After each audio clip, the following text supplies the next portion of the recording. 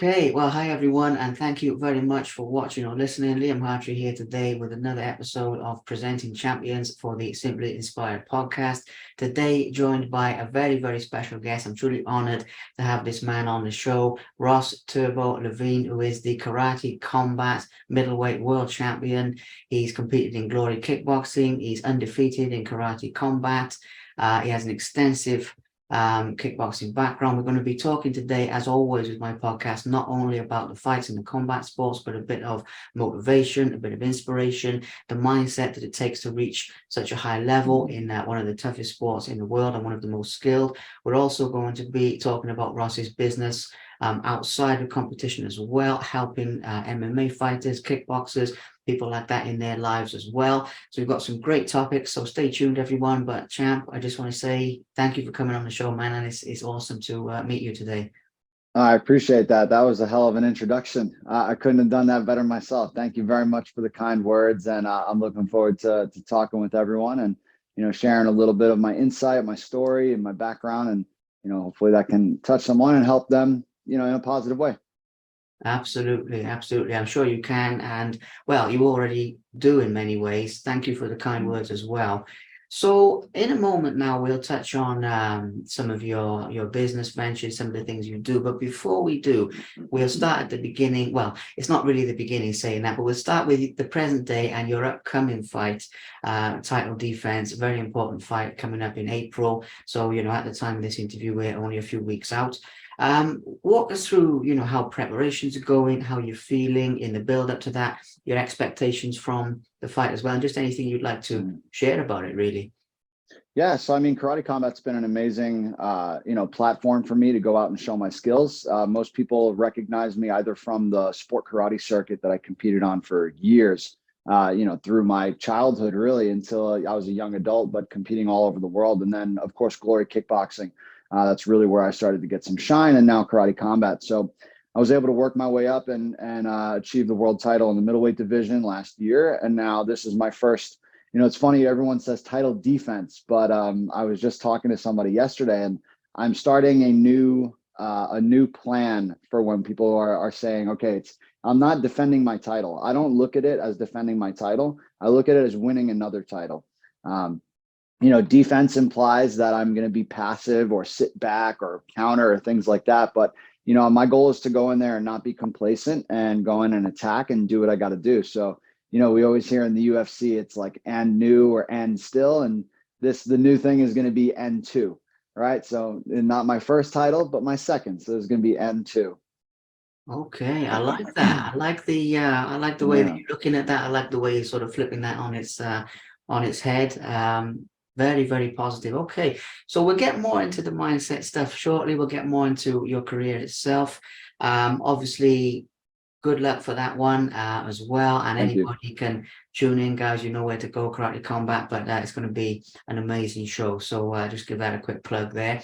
So before we get into your background, some of where you come from, some of your achievements in the past, I'd like to touch on some of the work that you're doing now with basically helping other fighters. Basically, is the simplest way I can put that. I know this isn't in linear time, and at the moment we're sort of actually working backwards in time, but let's roll with it. You Sure. help MMA fighters, kickboxers, other competitors to prevent injuries and sort of maximize their potential in that way. Now, I've done a little bit of research on this in preparation for this. It's fascinating. It's an amazing thing you're doing, giving back and contributing to other people's lives. So, but for anyone who doesn't know much about this, can you sort of enlighten us on a bit of what you do and a bit of how that works sort of day to day, please?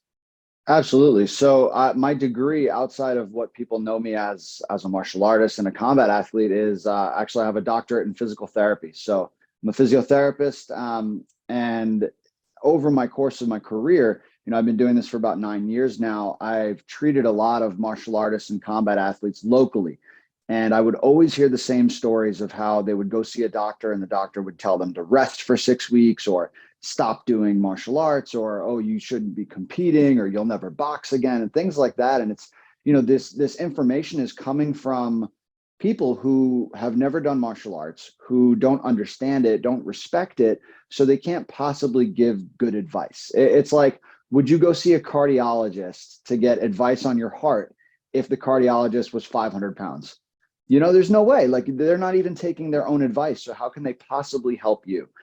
So I just got really, like, it made me sad, that a lot of people were having this problem. And, I was helping them and people were getting better really fast. And I think the main reason is because I understood what they were trying to do. I knew what it took to get back to the level that they wanted to be. And I also have experience in the same exact sport, the same venue. Right. So it became very relatable and easy for people to work with me. And then I decided last year, to actually quit my job and say, you know what, I have this ability to reach out and help other martial artists, not just locally, but all over the world. So that's where I started Turbo Sports Performance, and it kind of just grew from there. Amazing. What an amazing story as to how that started. I love that. So obviously, if people want to get in touch with you, find out more about this, obviously you're not a hard man to find on social media or anything, so they can reach out in that way. Is this something you do more in your area, or is this something that people could reach out even internationally, and maybe you can guide them over Zooms and things like this? I mean, how does that side of things work if people do want to find you and know more about this, basically? Yeah, so honestly, I don't have any websites or anything like that. All of my marketing and all of my sales and things like that are done through Instagram. So, if you follow my content and you see some of the things that I put out and you like it, or even if you just have a question off of something that I've posted, or if you have an injury that you're looking to get some help on and advice from someone who's actually doing it, or does your sport at a high level, just send me a DM in Instagram. We could start a conversation. And then, yes, I work with people all over the world. I live in Rhode Island, which is between New York and Boston for people who are watching from out of the States.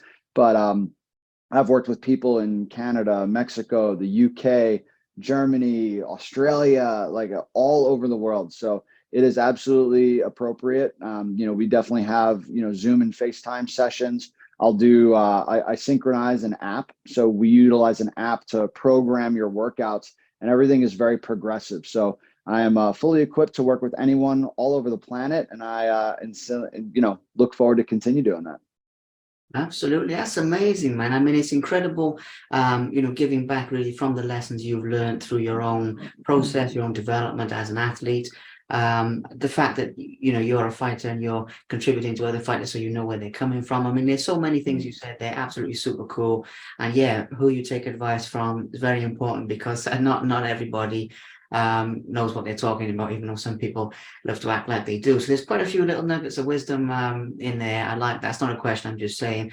So okay, so moving into some of the actual fight stuff, some of the actual things that you're known for with karate and with kickboxing and everything like that. So first of all, like I mentioned, it's not necessarily in linear time, but let's just start here. First of all, as I understand it, you actually ended up coming from Glory Kickboxing into Karate Combat due to the pandemic and due to sort of interference from everything being shut down. Can you walk us through actually that side of things in terms of the inspiration, where you first got the idea, and basically how that process came about, if you get where I'm coming from with this one?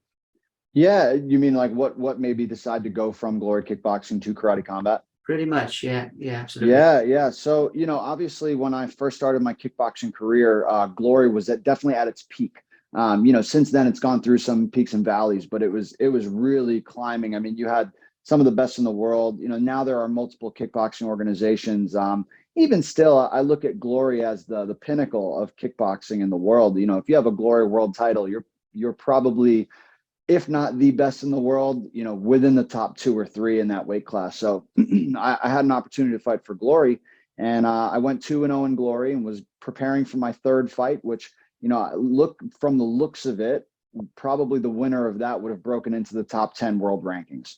So it was an important fight for me. It was going to be in Belgium at the end of March in 2020. And then, as we all know, March 2020 is when the world shut down with COVID. So, everything got put on hold, and it was frustrating because it was one of those things where I'm sure everyone kind of felt, oh, this is going to be over in the summertime, give it a couple months and we'll get back to normal. And it just never did. So, from my perspective, I was just waiting and waiting and waiting. And then Glory went through some changes. They started doing shows again, but only in Europe, right? They were very localized in like the Germany, Belgium, Amsterdam Netherlands region, mainly just to keep it a little bit more succinct in that area. So they weren't really bringing Americans over. The American kickboxing market itself has always really been kind of slow compared to Europe. So, we were messaging the matchmakers just like, hey, when can we fight? I'm training, I'm ready. And it was a lot of just, hey, be patient. So it was definitely a frustrating time. And I had heard about Karate Combat, but I'd seen some of the shows, and then all of a sudden it started to build this wave because they were still doing events. They had gone from live events to the pre-recorded events with the CGI and all that craziness. I'm sure if you guys have seen it, you know what I'm talking about. So I just reached out and, we asked Glory if we could put our, contract on hold and be released. And they granted that. And Karate Combat was able to accept my application and brought me right in. So, it was a cool transition for me, but, definitely a frustrating time, waiting almost a year and a half to compete again.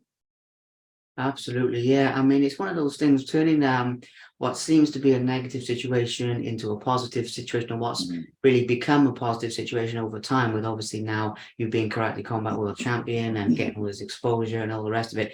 I still think that's a valuable life lesson for people as well, because a situation can appear to be negative at face value, but over time, you progress, you turn it into something positive. Sometimes it makes more sense when we actually look back on it than it does at the time. You know how that goes. Of But course. it's just highlighting that, because that's very cool. So obviously, winning the world title itself is something that we need to mention, because I mean, I know you're undefeated in Karate Combat. Very exciting fights that you've had there, all in all. But becoming world champion is a special thing. So how does it feel to become world champion? I mean, a lot of people will never really get the chance. It's a very, very, very special thing. And when I ask this question, some people say, they can describe it like this. Some people say, look, you can't put it into words. The feeling is just immense. So I don't know what it's going to be for you, but it'll be awesome to get your story of winning the world title in your own words, please. Yeah, it's the official stamp of approval, is the best way that I can describe it. Obviously, the emotions that go through your head in the moment is like you can picture it a million ways, and I do a lot of visualization, a lot of mental practice and training. And there was a lot of things that I thought I was going to do. I thought I was going to cheer. I thought, am I going to cry? Am I going to do this? Am I going to do that? And it's like it just kind of all hits you at once. And it was hard, hard to even react. If you go back and watch that video of me, getting the belt, it was like, oh my goodness, like I can't believe this is finally here. And it was just a stamp of approval is the best way I can describe it, because, I've been doing martial arts since I was 7 years old. When I started becoming competitive, all I wanted to do is just be really great. I just wanted to be great. I never wanted to count titles and this many world championships and this and blah, blah, blah. I feel like people get too attached to those, material things. But when you get to a professional level and you're fighting in leagues like Glory, like Karate Combat, and you get to the peak, I mean, you're fighting the best in the world. So, I can honestly say that in this rule set, in this weight class, I'm the best fighter on the planet. There's not much room up there at the top. So it's just really cool to have that approval from, an organization, and also from your fans, my family, my friends that have seen me go through years and years of like crazy hard work, what some people think of as like sacrifice and punishment, but I truly just enjoy it. So there's just a lot that goes into it. And it's just like a great pat on the back of, man, you finally accomplished the things that you're setting out for. And then at the same time, you get those emotions out of the way, and then it's what's next. So this is what we're seeing now, and what we're going through is, some people hit that point and they get that fighter's high where you see them decline right away, and then you see other people that hit that point and then they skyrocket. So that's what my team and I are focused on right now is, we've accomplished that world championship. Now everyone's hunting me. But let's not look at it that way. Let's keep hunting. Let's keep wiping the division out. Let's find other world titles. Let's move up in weight. Let's do different things differently to, stimulate some excitement from me so that I can continue to be at the highest level. Absolutely. I love your outlook on some of this, man. I mean, it's amazing, including what you said there about the visualization and everything. Just to hone in on that for a moment. I was going to get into this later, but we'll get into it now because it's a super cool topic. Obviously, yeah, visualization. I mean, it comes up over and over again with people who are world class in whatever it is that they pursue. And I'd like to just get your thoughts on basically your mental process, because I sort of got the gist of what you were saying there, that yeah, becoming world champion was the seal of approval, but you'd almost, you felt like you were already there, and then you got the belt type of thing, which is obviously super important part of it. So I ask this question because, again, it's a valuable life lesson, whatever people are chasing, whether it's in combat sports, whether it's something else.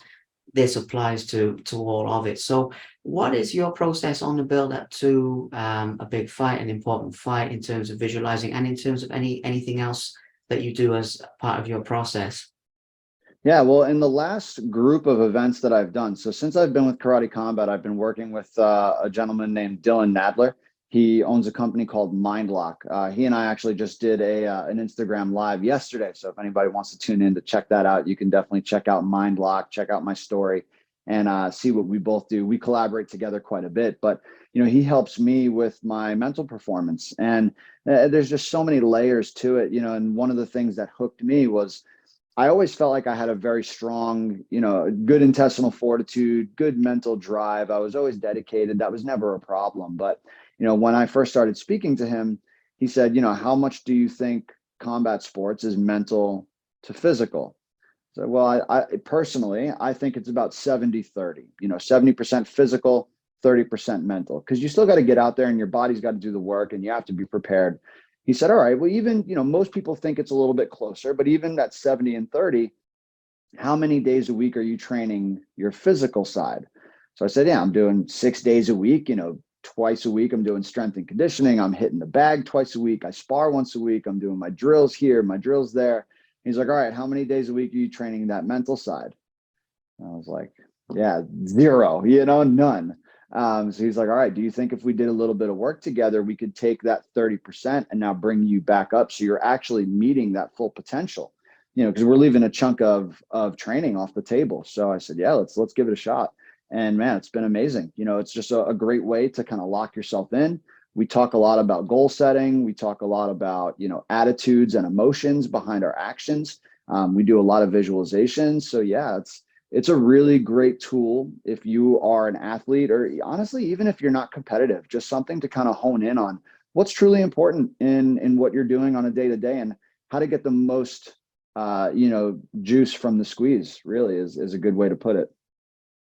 Absolutely amazing. Yeah. And it really sort of feeds back into what you said earlier as well, about approaching people who, know their stuff, people who have valid opinions. The same thing. I mean, you've gone to see an expert by the sound of it, who's really sort of helped you in these areas. And it sort of feeds back to what you were saying earlier. You're obviously getting some great results. So that's very cool to touch on the mindset thing, because it's not talked about enough. I'll come back to your physical training in just a moment. I'm curious though, with visualizing and everything, if certain fights go to plan. I mean that in a good way, because obviously there's the very, very famous head kick knockout in Glory, which knockout of the year, absolutely incredible. Everybody raves about it to this day, and rightly so. Was that something that you visualized prior to that fight, and did it go to plan as you visualized it? Yeah, absolutely. I mean, we watch a lot of tape with my team, my camp. With my background in sport karate, I would compete in tournaments, and sometimes the bigger world-class tournaments, you have, upwards of 75, 80, 100 fighters in your category. So you really have to know everyone inside and out, because you never know who you're going to fight. And the rounds are, 2 minutes long, and it's quick. You're in and you're out and you're done. If you win, you move forward. If you lose, you're out. So you really have to have this mental file cabinet of what everyone's strengths and weaknesses are and how to go about it. So I've mastered, tape study over the career that I've had. So one of the things we did look at quite a bit with my opponent, Thomas Dion, was that he would throw a really good right hand, but as he'd pull it back, he would kind of lift his head up and kind of peek over the arm. So we knew that left head kick would be exposed. Now, what's crazy, I wish you would have asked me this ahead of time, but I'll send you a photo of before and after, because when we got to the venue, obviously we knew the left high kick was something we were looking to land. And we got a chance to go in the ring, and, you feel out the ring, you shadow box a little bit before the event starts. There's a photo that my coach took of me warming up shadow boxing, throwing a left high kick in the ring. And then there's a photo of me landing the left high kick. It's like you could have superimposed the pictures. It's in the same spot in the ring. It's in the same position, my hands, my head, everything is identical. And that's from a couple hours before. So you take all of that mental preparation leading up to it, all that tape study, put it into drills, into shadow boxing the day of, and then the execution. It just could not have gone any more perfect. So yeah, pretty wild story how that worked out. But you see it all the time, right? You look at the major events. Think like in the mixed martial arts world, the craziest things that ever happened, right? Conor McGregor knocking out Aldo. There's the videotape of him doing that little step back left hand in the locker room, and it's superimposed, right? Even as quickly as this weekend, right, when John Jones beat Cyril Gane. There's a video that just surfaced today I was watching of John Jones working his wrestling with Henry Cejudo. And Henry was saying, hey, when you get to this position, don't be lazy here, be static, move on, go to the front headlock. And then they showed that John making that transition the same exact way in the fight that led to a finish. So it's just crazy how that stuff works. And you just have to trust your coaches and work hard and just constantly put that stuff in your mind, because you put it in the universe and it seems to happen. Absolutely, it does. Yeah, I mean, it's incredible to hear the behind the scenes of that fight, because watching the fight is one thing. Oh, please do send me the photo as well. I'd love to I see will. the before and after. But it is absolutely amazing. It's all about drilling that into the subconscious. So it's reflex. It's incredible, and the manifestation side of it too. I mean, everything you said there's so much into that. We'd be here all day, but it's amazing to get the highlights. So obviously, shortly, I'd also like to get into your actual sport karate background as well. Before we do, I'd like to touch on your training, because I know for you, obviously, it's what you do every day, and it's something you're very used to, and it's possibly even a little bit elementary to actually talk about this. But nonetheless, for people on the outside who don't see this so much, I think it would be very cool to get into your training. I don't know how much you want to give away, because I don't want you to give away anything that people can use, but just in terms of like the discipline it takes to reach your level, it is insane. So let's touch on your daily routine, basically, if that's all right. Yeah, honestly, back in the day, I used to train way more. Well, for kickboxing, karate, combat, there's not as many avenues that need to be trained. Whereas if I were doing MMA, I would have to be training more, because you have to employ the wrestling, the jiu-jitsu, the striking. There's a lot of different facets to the game, where karate combat is primarily striking. There's a little bit of grappling, but it's mostly open mat striking. So, we can kind of dial back as far as the training goes, because I'm not hitting all of those different, avenues there. But honestly, I think most people would look at my schedule and say, I'm surprised he doesn't train more. The difference is I block off my time and I give maximal effort for every single workout.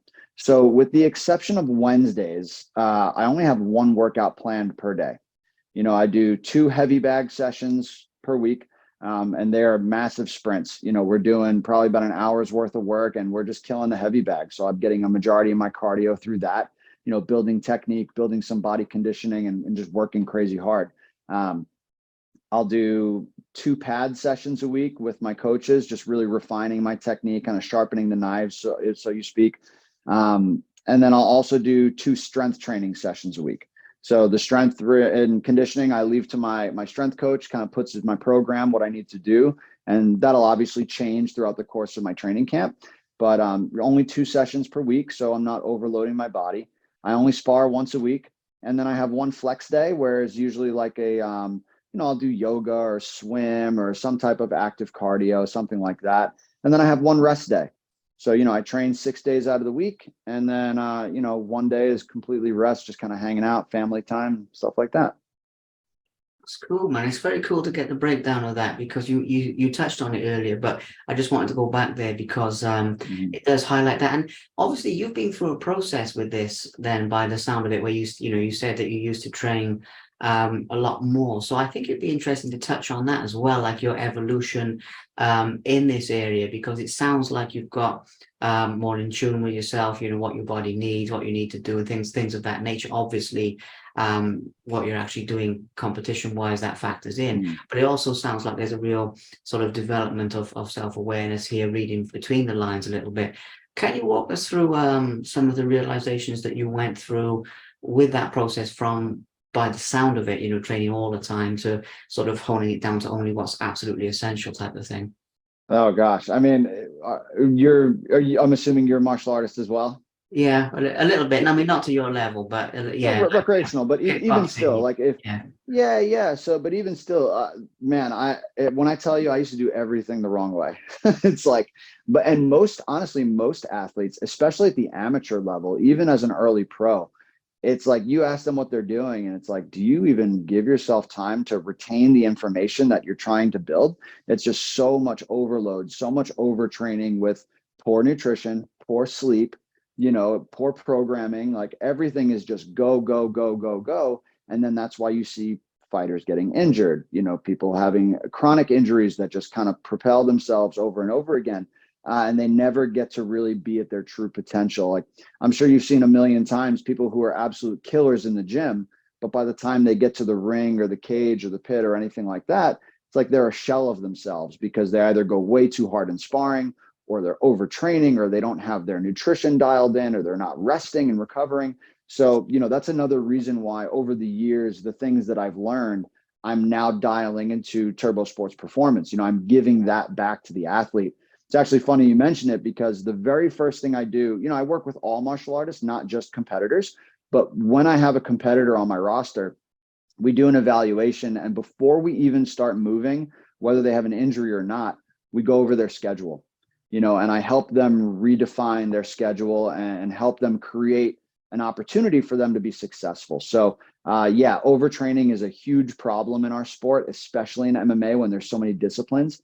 Yeah, many, many years of doing it the wrong way has led me to the light. So now I'm trying to shine that light on the entire rest of the world, because we want good, healthy competition, right? We want people to be good, and I want athletes to be safe.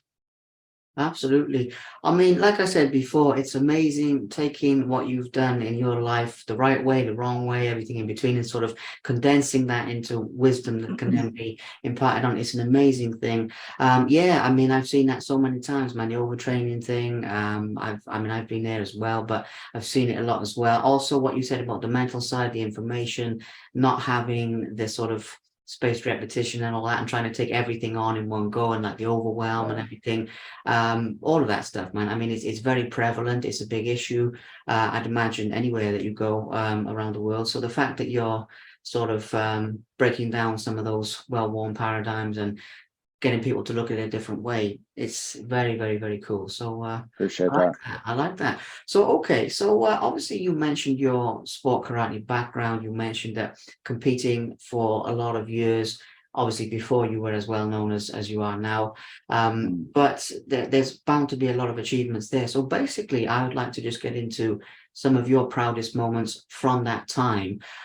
We've talked about some things that, like the world title now, and that infamous knockout, and various things that I'm sure are, um, big highlights for you, and important moments. But going back to sort of your earlier career, are there certain things that stand out for you as being your personal favorites from that time? Oh, sure. I mean, I think the overarching favorite of being a sport karate competitor is just the amount that I was able to use martial arts as a vehicle to travel the world, to meet new people, to fight the best in the world in all different areas. I'm a kid from New York City who came up in a middle class family, nothing special. My parents were blue collar, hard workers, and that's the work ethic that my brother and I, gained.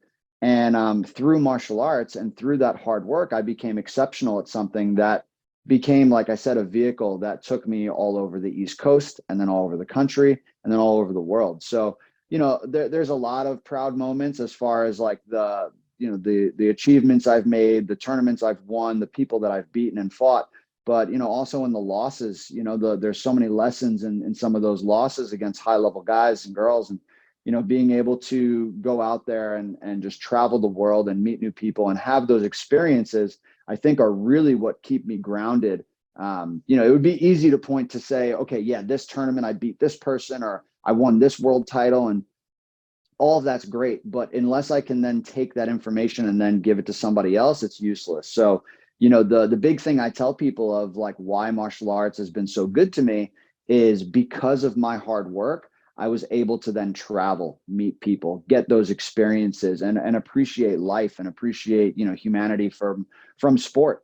When you look at like the Olympics, right? And the Olympics always says it's not about the sport. The Olympics is bigger than sport. It's a worldwide conglomerate of all of these nations, their highest level athletes competing against each other. So, but it's more about that. It's more about community, so it's really cool to be able to travel and use that as an avenue to do such things.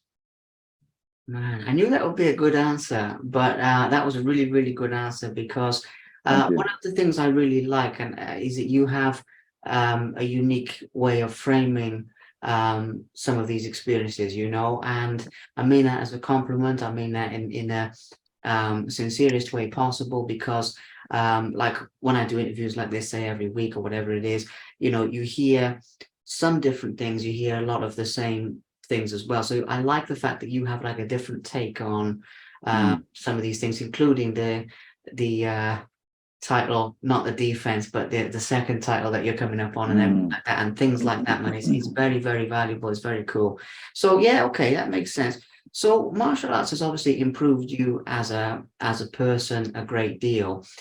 What would you say are some of the ways that martial arts has improved you as a person that are not necessarily fight specific? So obviously you've become fitter, you've become more disciplined, you've become more skilled, all of these Mm. things, obviously. But one of the things I'm really getting from this, which I think is awesome, is you are talking about things here that can transition into other life areas and spill over into other life areas.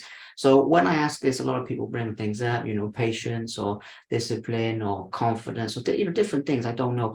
What would some of those things be for you? I know this is a big question, by the way, so I'm sorry, but just a cool subject Yeah. to get into. Yeah, no, it's a great topic, and I think it's super important for people who truly have like an extensive martial arts background because, if you talk to people who are martial artists that have been martial artists since they were kids, there are things you learn in a kid's program as a martial artist that stick with you over time.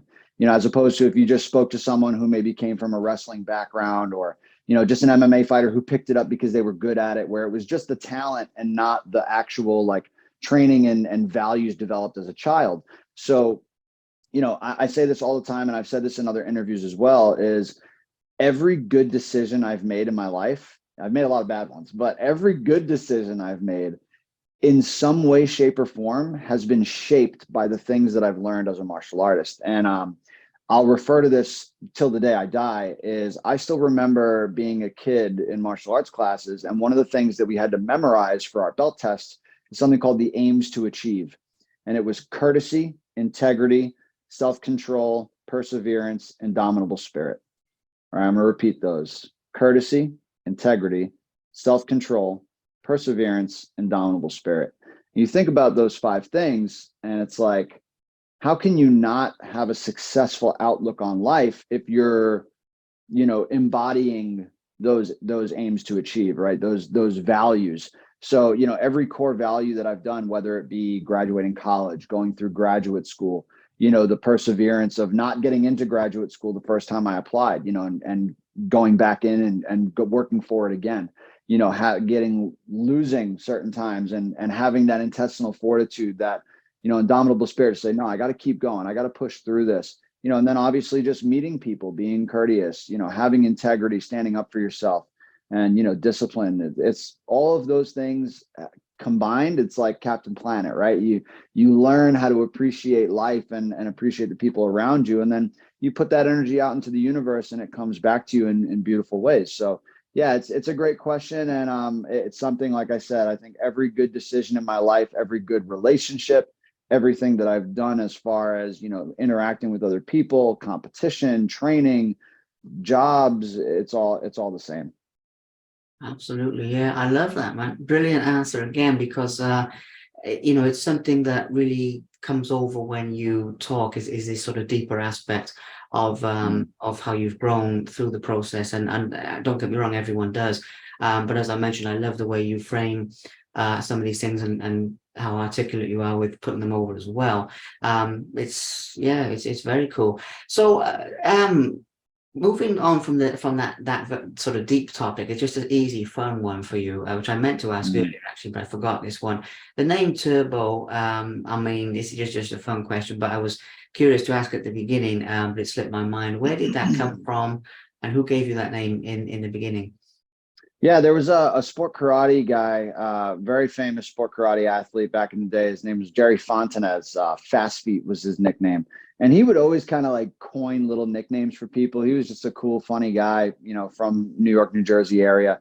And when I was younger, I was always a little bigger than everyone in my weight class. And one day I must have been 16 or so, and I was doing one event and then changing my uniform to go do a different event. And I had some muscles on me, and I was getting bigger, hitting weights in high school and stuff. And he had just looked over and saw me change. He was like, "Man, this guy looks like I don't know if you ever seen the show, The American Gladiators."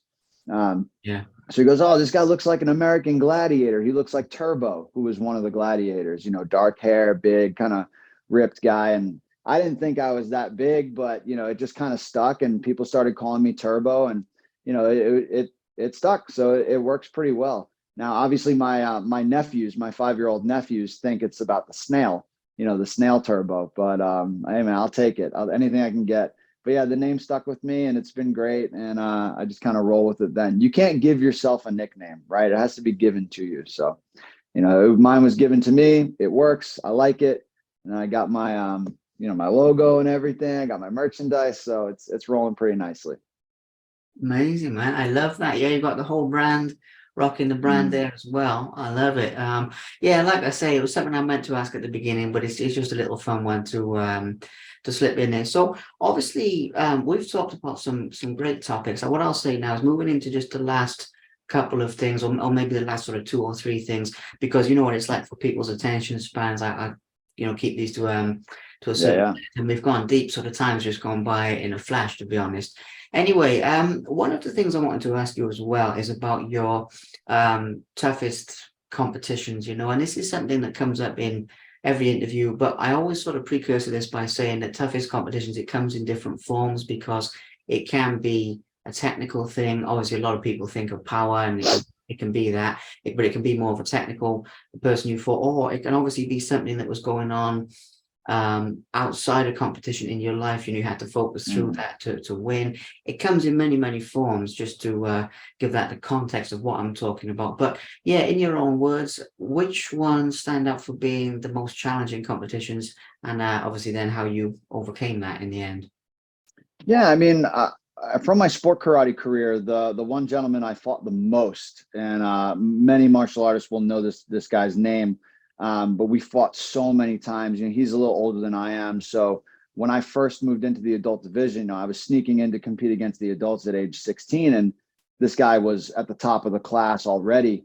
And then obviously he went on to do a lot of amazing things, and probably the most successful sport karate competitor of all time. He won in glory as well. He was a Bellator champion. He's in karate combat now too, Mr. Raymond Daniels. So, Raymond Daniels is someone I've fought 25, 30 times maybe in sport karate, never in full contact, but always in sport karate. And, his experience was, something that I would never catch up to. But his speed, his length, his timing, his ability to adapt, so he was always a big challenge of mine to come up. As I got older, my coach, Jody Tension, who actually used to be teammates with Raymond, was someone who always pushed me, and that was always a target. We were always hunting that down. And where a lot of people would kind of back down from Raymond because they were intimidated by him, or didn't want to get hit with the highlight reel knockouts, I was just so hell bent on I'm better than him. I know I'm better than him. I work harder, I train harder, I've got better training partners. I just got to go out there and do it. And as I got older, I started being, much more successful with him. Ray still has a winning record over me in sport karate, but that's a sheer numbers game, right? If we were to continue fighting now, maybe I'd get closer. But Ray's a phenomenal athlete, and as a physical challenge, that's someone who I fought a lot, and was always someone who motivated me to work harder. And I actually attribute a lot of my success to the battles that I had, that rivalry that Ray and I had. Had I not had that, had he not had me, maybe our career paths would be in different places right now. But because we had each other and we butted heads so many times, I think it just helps to elevate the game as a whole.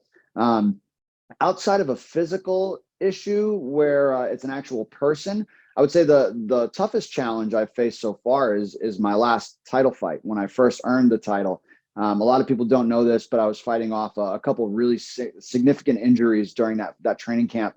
I only had one sparring day leading up to that in my fight camp. So I went a 12-week camp sparring once for my world title fight. I had a knee injury, I had a back injury that got worse after the fight. So it was a lot of mental work, a lot of just keeping myself calm and doing what I can and prepare my body, listen to my coaches. But that was a tough one. And another thing that made it pretty emotional when I won is just getting through it with nothing being perfect, right? That was the epitome of, if something will go wrong in my training camp, it went wrong in my world title fight, and we were still able to pull it out and make it happen. So, I think that's just a testament to all the years of training that I've put in. Absolutely. Yeah. I mean, incredible. Wow. I mean, there's so much you said there. I mean, yeah, with Raymond, I mean, I didn't know it was as many times as that. I knew you'd Oh compete yeah, with him, but that's incredible. a Uh, lot. Yeah. yeah, a lot of times. And that's, the story behind the world title. Amazing. Wow. I mean, there's a lot of lessons in there. Won't get into the more 'cause we'll go off on a tangent, but just amazing stories and amazing lessons. So, like I mentioned, moving into pretty much the last couple of things. One of them is we have talked about a lot of things with this that are advice, that are sort of, lessons, tips, wisdom, whatever you want to call it, different words, same thing, that we've distilled and put across. When we look at it broadly speaking, so we've also talked about some that's fight specific and some that's more sort of life general. Talking about something that's life general, just briefly, people come to you and they say to you, okay, I want to achieve a big goal in my life, Um, broadening it out slightly more from just from martial arts, because we've talked about some great in-depth stuff for that. What would be one or two sort of key pieces of advice that you would give for people to, it sounds a bit cheesy, but sort of achieve their dream or achieve what they're aiming for, and in the end, obviously, be a happy and fulfilled individual from doing that, which is really, I think, what it's all about, more than like the money or the fame or the recognition or whatever. Those are often secondary from pursuing what you enjoy, which you also mentioned earlier about the love Mm. of the process. Another great lesson. So I know, again, it's a pretty big question. This is be the second to last question, but yeah, I mean, somebody comes to you and say, look, I want to achieve a big dream. What would be some universal factors you would say that they have to do to do that? Awesome question. Yeah. And I think the first two things I would say, and I do this again in my program for my clients, is, before we even touch on goals, the first thing we do is we have to look inward and then we have to look outward, that are not related to that goal. So for example, looking inward, meaning, a lot of people have a lot of different responsibilities in life, whether they are, maybe a father, a mother, a husband, wife, brother, sister, whatever. They have some type of relationship to maintain, whether they're a boss of a company or just an employee or whatever. A lot of different hats that you have to wear and a lot of different responsibilities. Now, if I'm not taking the time to do the things that I need for my own mental, physical, emotional health, there's no possible way that I'm going to be able to, represent those different hats the way that I need to, which will eventually come crashing down. So it's always about me first. And that's not to say it in a selfish way, but it's, I need to take care of myself because no one else is going to do it for me.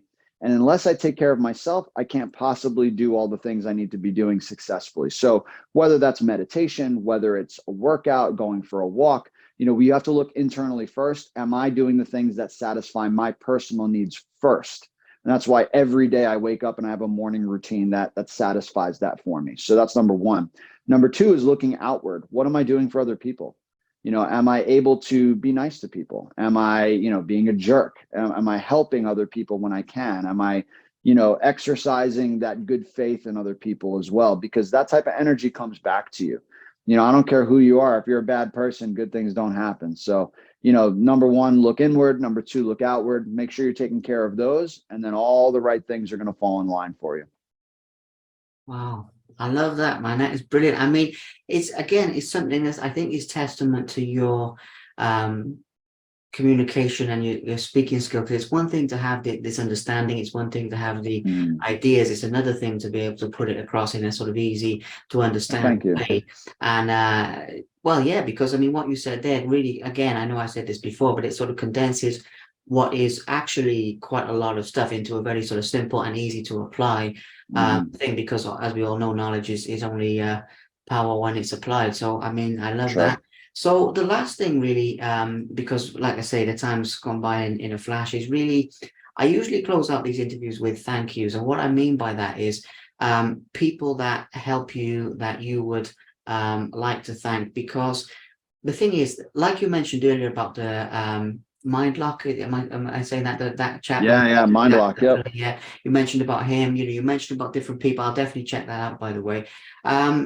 These people are obviously known to you, but from the outside world, they're effectively behind the scenes, because obviously they're helping you, and then Mm. people see the tip of the iceberg. Maybe you've seen that thing with like success, and it's the tip of the iceberg is like the win or whatever, but there's all these things. There's Everything's the under. failure, Yeah, there's yeah. the late nights, there's this, there's that, there's all these various things. And so this is sort of like an iceberg type question, where people see you win, people see the world championship, people see the tip of the iceberg.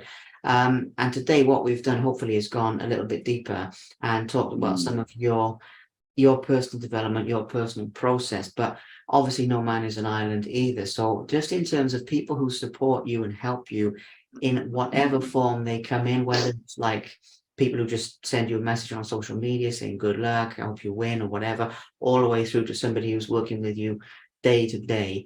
It's just to get just anyone that you would personally like to give a shout out to and give a mention to, really. Oh my goodness, there's a laundry list of those people. But if I had to narrow it down just for time's sake, first and foremost, my wife. My wife is a rock. She, I think a lot of people never reach their full potential because their partner either doesn't understand or doesn't support it or anything, or it just doesn't quite work out the same. I'm very, very, very fortunate that my wife is also a martial artist. We met in the gym.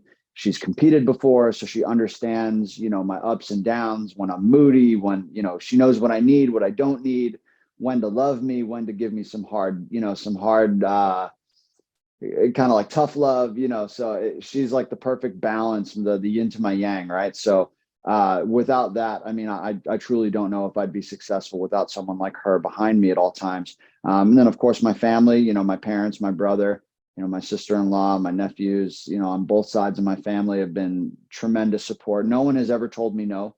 No one has ever told me, don't do this. Are you crazy? What are you thinking? I've had nothing but positive reinforcement my entire life when it comes to my dreams, and my goals as a combat athlete.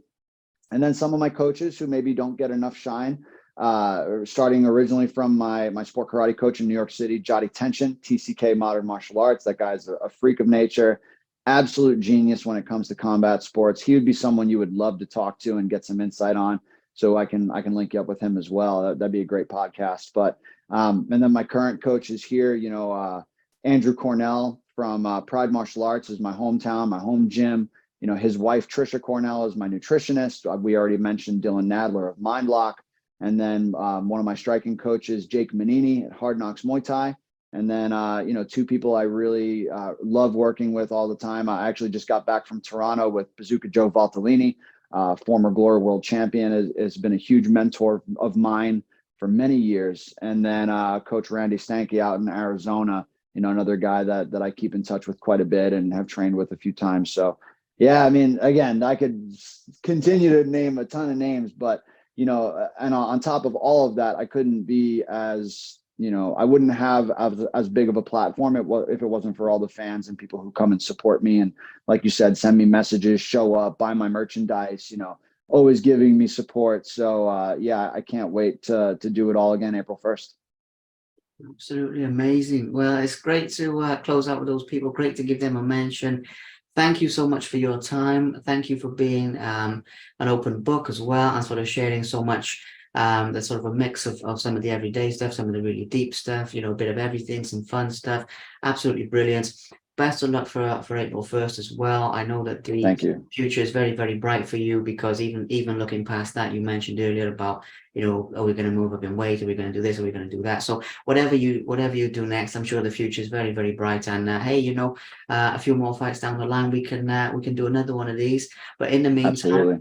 good luck, and just thank you for your time. I hope you enjoy the rest of your day, as you've got more of it to go. Actually, it's about 8 p.m. over here, so you've got Yeah, a couple more hours for me. yeah, you got your whole afternoon. So enjoy Yes, it. sir. And, just thank you for everything, man. Liam, I really appreciate it. Thank you so much. Anybody that does need to reach me, Instagram is the best way, at Ross_Turbo_Levine. That's the best way to reach me. So I look forward to hearing from some of you guys. And as soon as this is posted, I'll be sharing it like crazy. And I think it's great to hear someone like you. And it's also refreshing. I got to give you a huge compliment as well. This is one of my favorite podcasts I've done.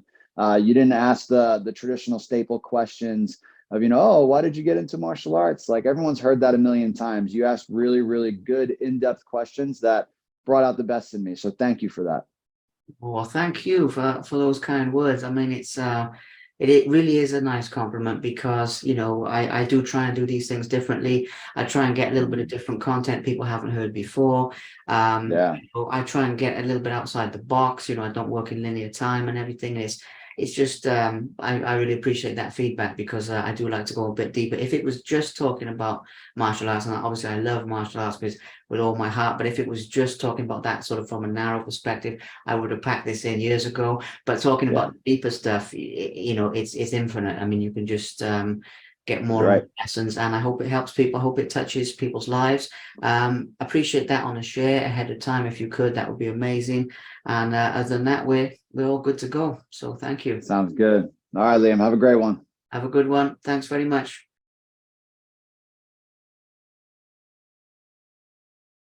Thank you very much for watching. Please subscribe to the Simply Inspired YouTube channel, and there'll be more videos coming soon.